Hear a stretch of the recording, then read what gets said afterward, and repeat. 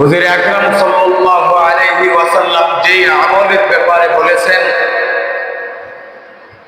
যে সিয়ামি ইয়াউমি আশুরা আহতাসিবু আলাল্লাহি আন ইউকাফিরা সানাতাল্লাতী ক্বাবলা ওয়াস সানাতাল্লাতী বা'দা।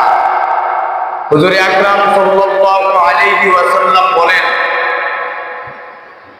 আমি আল্লাহ পাকের কাছে এই আশা রাখি যে সিয়ামি ইয়াউমি আশুরা, যে আশুরার রোজা,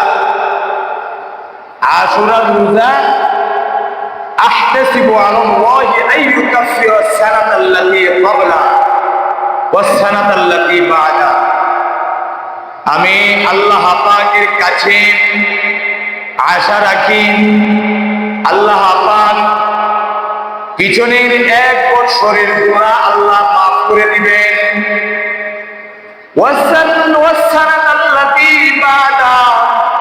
আল্লাহ পাকের কাছে এই আশা রাখি যে সামনে যে 1 বছর অতিবাহিত হবে, পিছনে এবং সামনের এক এক করে 2 বছরের গুনাহ আল্লাহ পাক আশুরার রোজা রাখার বরকতে মাফ করে দিবেন।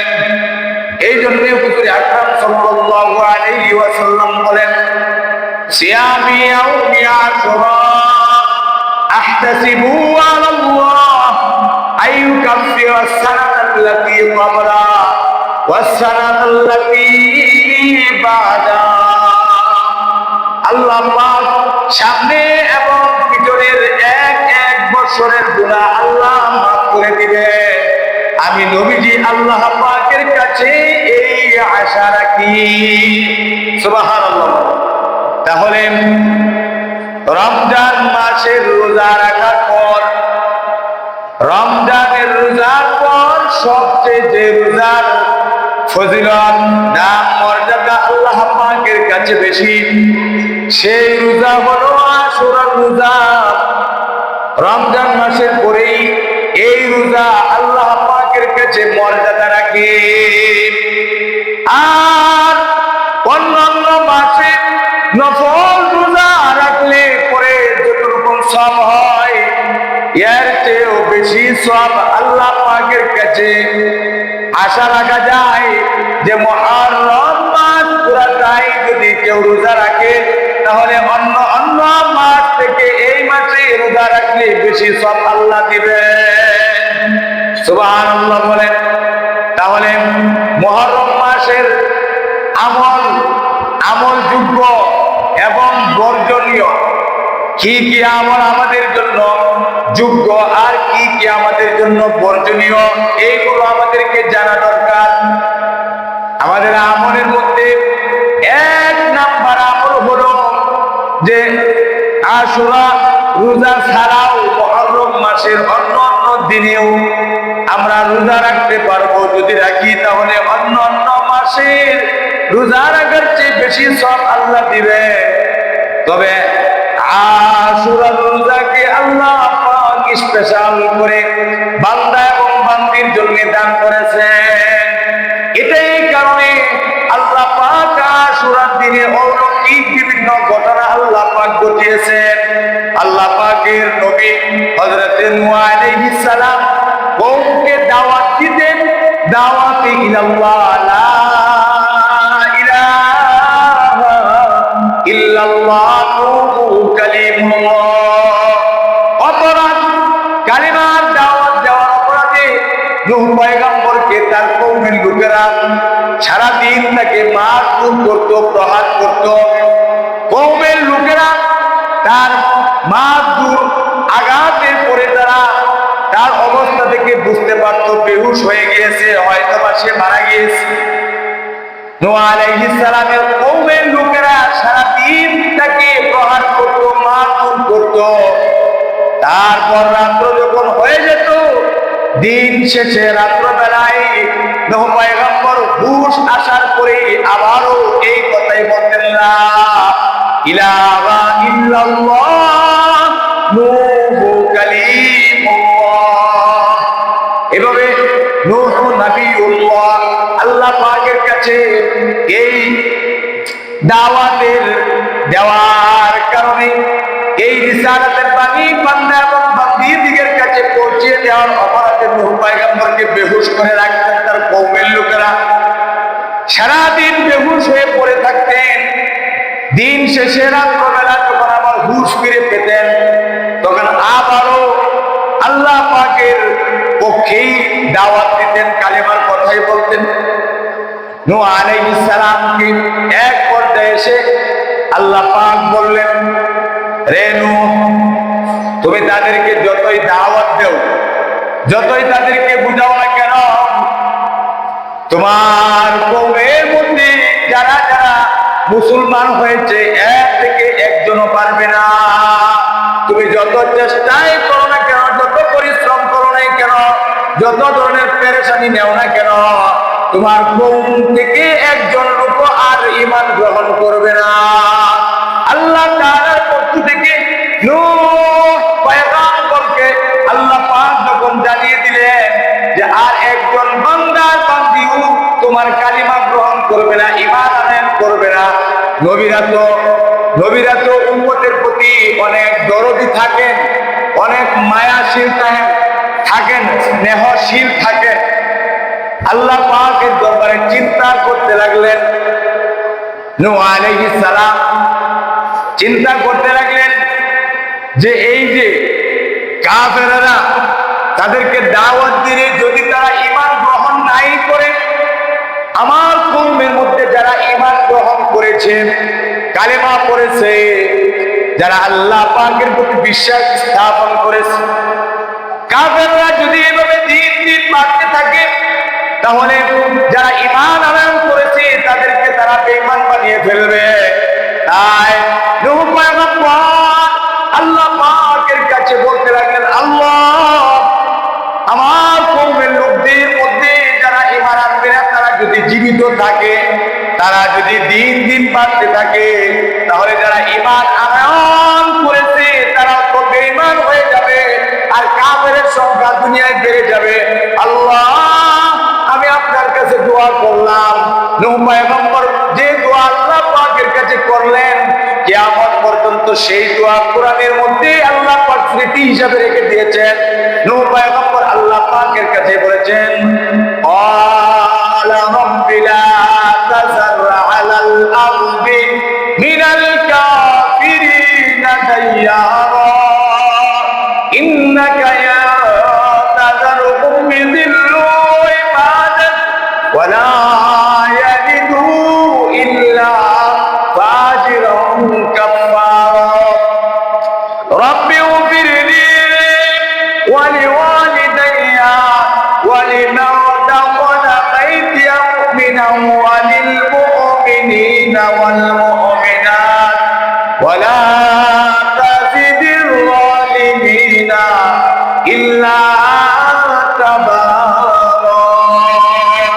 নূহ পয়গম্বর আল্লাহ পাকের কাছে দোয়া করলেন, দোয়া করলেন তার কওমের জন্য, আল্লাহ, তাদেরকে যদি আপনি বাঁচিয়ে রাখেন, তারা বেঈমানের সংখ্যা দিন দিন বেড়ে যাবে, আর যারা ঈমান গ্রহণ করেছে তাদের মধ্য থেকে তারা নষ্ট হয়ে যেতে পারে।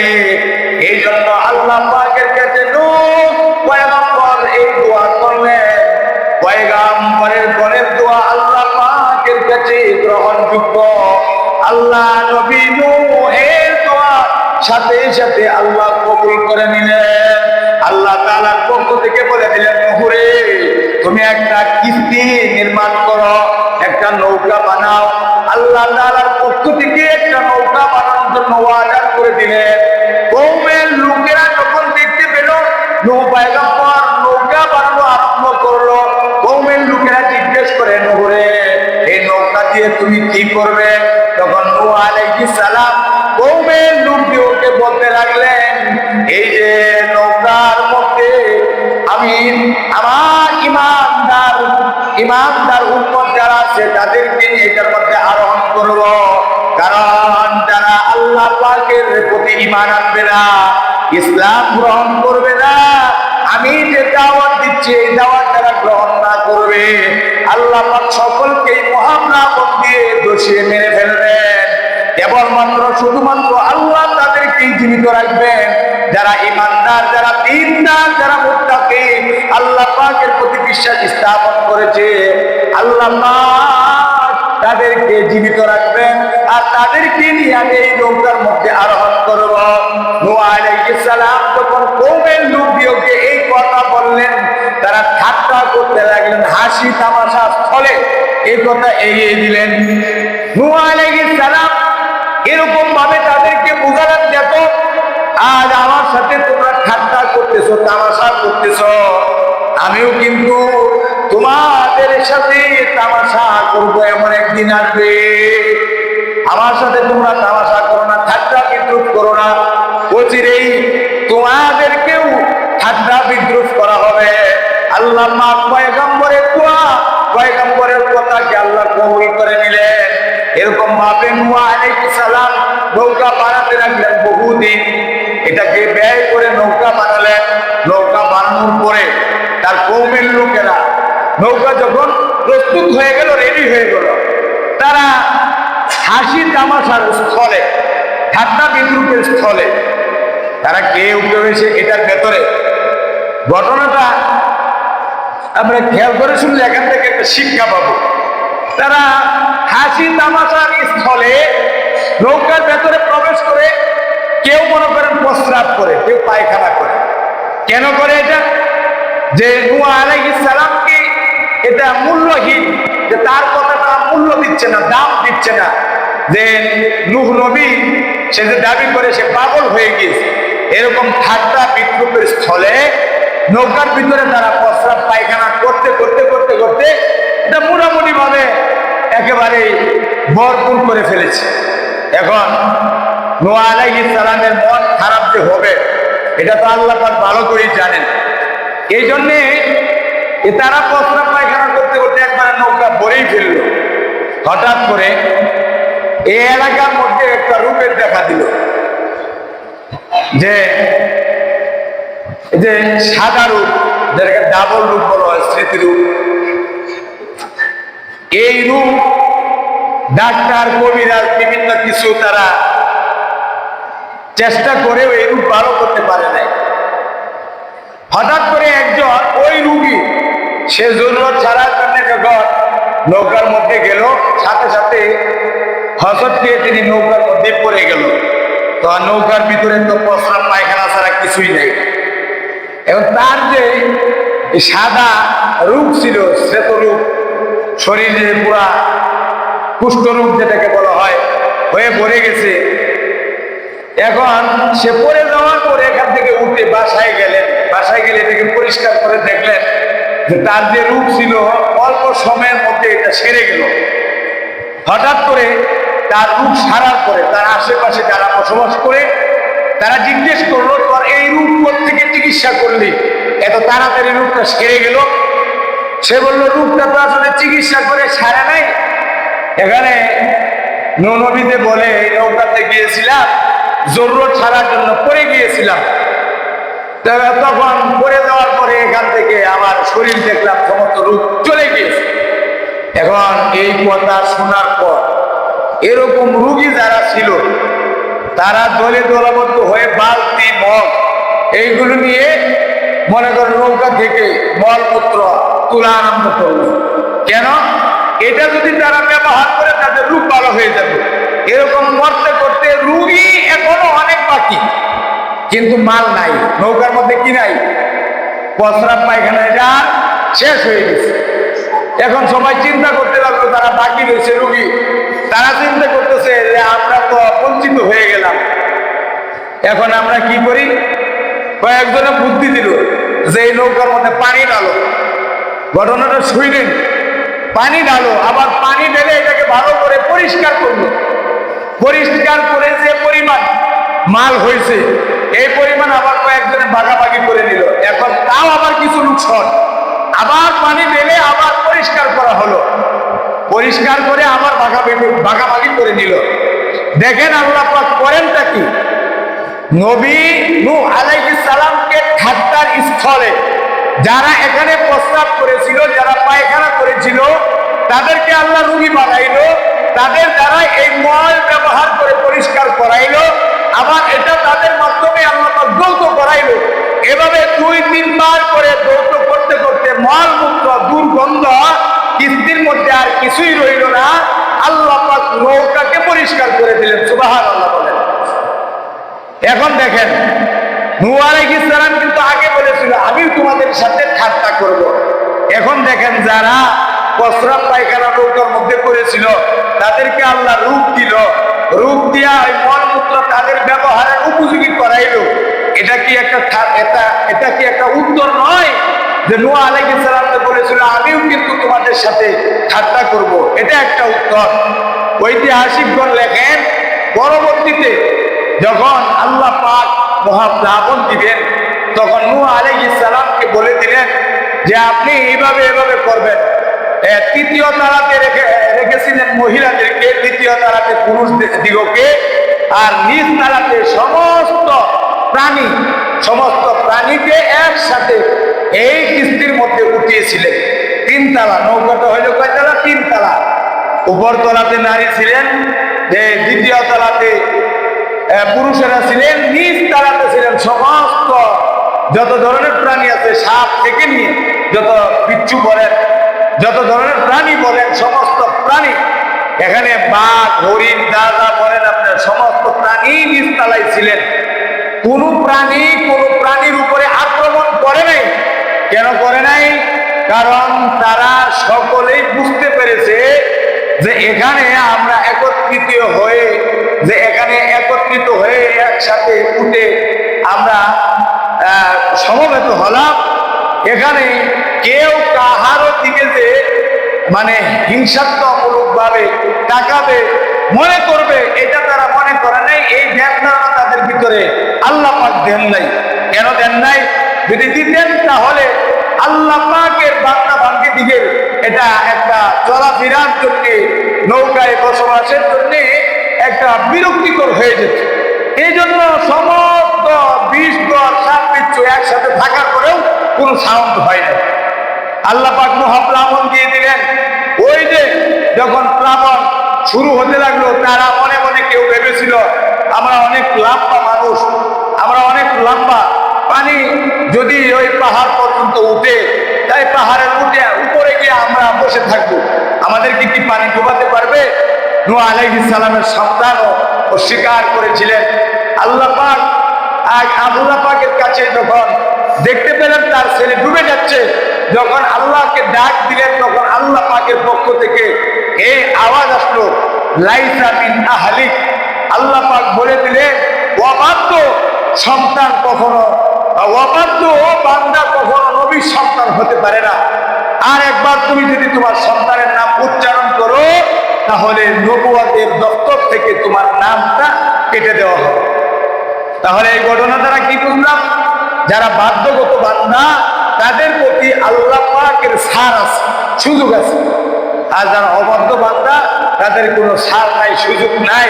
যদি কেউ অবাধ্য থাকে, বাবা যদি দেখে আমার সন্তান অবাধ্য, সন্তানকে বলতে হবে তুমি যদি নামাজ না করো, ইবাদত বন্দেগী না করো, তোমাকে আমি সম্পত্তি থেকে বঞ্চিত করব।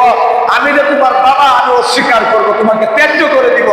তা না হলে তোমাকে ইবাদত বন্দেগী ঠিক মতো করতে হবে। যদি ইবাদত না করো তাহলে তুমি আমার সন্তান না। এভাবে বাবা হিসেবে সন্তানকে শাসন করলে এই শাসনে আল্লাহ রাজি হয়ে যাবেন, খুশি হয়ে যাবেন।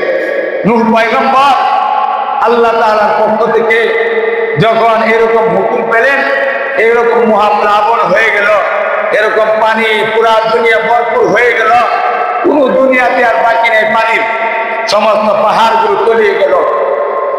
নূহ আলাইহিস সালাম তার বাধ্যগত বান্দা বান্দি দিগকে নিয়ে এরকম ভাবে পানির উপরে বসবাস করতে লাগলেন। একদিন নয়, 2 দিন নয়, এরকম ভাবে আল্লাহ পাক মহাপ্লাবন 40 দিন পর্যন্ত রেখে দিয়েছিলেন। 40 দিন রাখা করে এরকম পানি কমাতে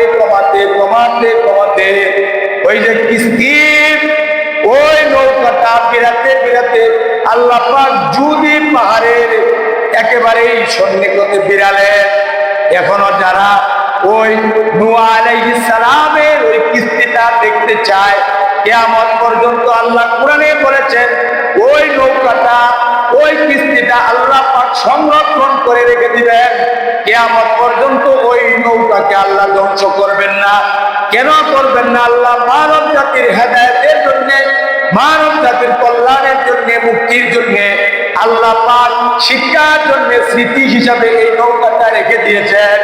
কেউ যদি আল্লাহ পাকের প্রতি বিশ্বাস না হয়, তাহলে ওই যদি পাহাড়ের নিকটে এখন আল্লাহ পাক ওই নৌকাটাকে বিরিয়ে রেখেছেন। যেদিন ওই নৌকাটা বিরিয়েছিলেন সেই দিনটি হলো ইয়াউমে আশুরা, মুহররম মাসের 10 তারিখ। আল্লাহ পাক এই ঘটনা ঘটিয়েছে। তার মানে পুরা পৃথিবী পানি ছিল, সমস্ত পানি আল্লাহ পাক শুকিয়েছিলেন যেদিন, সেই দিনটাই ছিল ইয়াউমে আশুরার দিন। সমস্ত মানব জাতি ওই পানি থেকে মুক্তি পেয়েছে। তখন মানব জাতি বলতে নৌকার মধ্যে যারা ছিল ওদের বাহিরে আর কোনো মানুষ দুনিয়ায় ছিল না। এই জন্য কোরআনের ভাষায় নূহ পয়গম্বরকে দ্বিতীয় আদম বলা হয়। নূহ আলাইহিস সালামকে দ্বিতীয় কি বলা হয়? আদম বলা হয়। কেন? কারণ নূহ আলাইহিস সালামের এই মহাপ্লাবনের সময়, প্লাবনের পরে ওই নৌকার মধ্যে যারা ছিল এই সমস্ত প্রাণী, পুরুষ এবং মহিলা, দুনিয়াতে যত নবী পয়গম্বর, যত মানুষ এখনো পর্যন্ত ওই নৌকাতে যারা যারা ছিল তাদের মাধ্যমে আজ ওই পৃথিবীতে এত মানুষ হয়েছে। কারণ পৃথিবীর এমন কোন জায়গা বাকি ছিল না যে জায়গার মধ্যে এরকম পানি পৌঁছে নাই। এজন্য অনেক বড়রা বলে যে আমরা সেজদা দিব কোন জায়গায়, কারণ আদমকে বানানোর আগে সব সেজদা বলে জমিনে সব দিয়ে দিছে। আমরা অনেক সময় যারা এই সমস্ত কথা বলে তাদেরকে বলি যে আদম সৃষ্টির আগে যারা যারা সেজদা দিয়ে কোনো জমিনের অংশ বাদ রাখে নাই, আল্লাহ তো ওই অংশ নূহ আলাইহিস সালামের মহাপ্লাবন দিয়ে পরিষ্কার করে দিয়েছেন। পরিষ্কার করে দিয়া আল্লাহ পাকের বান্দা এবং বান্দির জন্য এক একটা নির্মাণশালায় এক এক নবীকে আল্লাহ দান করেছিলেন। কিন্তু আপনি আর আমি যে নবীর উম্মত, সেই নবীর উম্মতের জন্য পুরা দুনিয়ার জমিনকে আল্লাহ মসজিদ বানিয়ে দিয়েছেন। সুবহানাল্লাহ। আপনি নামাজের সময় হয়েছে, আপনি যে কোনো জায়গায় একটা চাদর, একটা রুমাল বিছিয়ে নামাজ পড়তে পারবেন, কিন্তু অন্য নবীর আমলে এটা ছিল না। ইবাদত গাহে, ইবাদতের স্থান ছাড়া অন্য কোনো জায়গায় ইবাদত করা যাবে না। এটা ছিল অন্য নবীদের সময়ে তাদের বিধান। আর আমাদের নবী আল্লাহ পাকের কাছ থেকে এত অফার পেয়েছেন, সুযোগ পেয়েছেন যে নবীর সমস্ত উম্মতকে আল্লাহ পাক একটা অফার সুযোগ দিচ্ছেন যে আপনার উম্মতেরা জমিনের যে কোনো অংশে, যে কোনো জায়গায় তারা দাঁড়িয়ে নামাজ আদায় করলে তাদের নামাজ হয়ে যাবে। সুতরাং এখন আমরা যারা আজকে দুনিয়াতে জীবিত, আমরা যারা কৃষি কাজ করি, যেখানে কৃষি কাজ করে কৃষক যদি চাই সেখানে সে নামাজ পড়তে পারবে। একটা মুসাফির যে কোনো জায়গায় সফরে গিয়েছেন, যেখানে আছেন ওই জায়গাতেই তিনি নামাজ পড়তে পারবেন। যদি ওযুর পানি না থাকে তাইমুমের ব্যবস্থা করে সে ইবাদত করতে পারবে। এরকম আল্লাহ পাকের বিধান যদি আমি জানি, আমার জন্য মানা অনেক সহজ। এই মুহররম মাস আজকে 8 তারিখ, মুহররমের আজকে 8 তারিখ। যারা আশুরা রোজা রাখবেন তারা আজকে রাত্রে খেয়ে 9 তারিখে রোজা রাখতে পারবেন। কারণ হুজুর আকরাম সাল্লাল্লাহু আলাইহি ওয়াসাল্লাম বলেছেন যে যারা মুহররমের রোজা রাখবে তারা যেন 9 তারিখ একটা রোজা রাখে, আর 10 তারিখ, অথবা 10 তারিখ আর না হয় 11 তারিখ, এরকম একদিন 8 পিস করে। কেন এটা 8 পিস? কারণ ইহুদিরা তারা 10 তারিখে রোজা রাখতেন। এই জন্য আমরা যারা আশুরা রোজা রাখবো তারা যদি ইচ্ছে করি আজকে সেহরি খাবো, আজকে কালকে রাখবো, 2টা রাখবেন আজ থেকে, অথবা কালকে থেকে যারা রাখবেন কালকে একটা রাখবেন, পরের দিন একটা রাখবেন। আশুরার রোজা 2টা, একটা কিন্তু আশুরার রোজা না। একটা রোজা হইল লাইলাতুল বরাতে, আমরা এখানে পেঁচ লাগাই, শবে বরাত থেকে বলা হয়। এখানে একটা একটা রাখলেই হয়। হ্যাঁ, লাইলাতুল নিসফ শাবানের মাঝামাঝি যে রাত্রটা, এটার ফজিলত অনেক। এই শাবান মাসে একটা রোজার ফজিলত অনেক বেশি। এখানে এক রোজা রাখলেই হয় বছরে, এটা সব অনেক।